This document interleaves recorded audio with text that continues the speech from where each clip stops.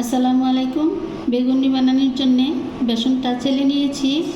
2 চামচ চাউলের গুঁড়ি আর 2 চামচ ময়দা, 2 চামচ কর্নফ্লাওয়ার, 1 চামচ বেকিং পাউডার, হাফ চামচ পেঁয়াজ বাটা, 1 চামচ আদা বাটা, লবণ পরিমাণ মতন, মরিচের গুঁড়া আর হলুদের গুঁড়া। সবগুলি এখন মিশিয়ে নেব।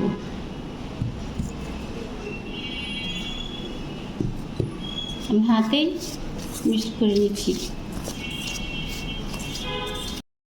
একটু একটু পানি দিয়ে ব্যাটারটা তৈরি করে নেব।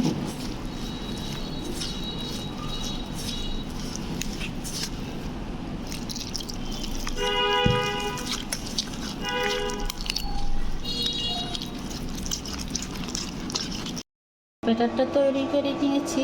এখন একটা একটা করে বেগুনিটা তেলে দিয়ে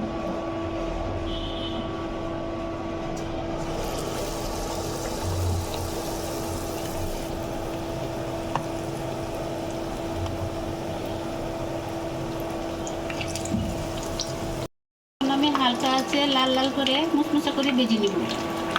কতটুকু মুচমুচে হচ্ছে আপনাদেরকে দেখাচ্ছি, একটা ভেঙে দেখাচ্ছি।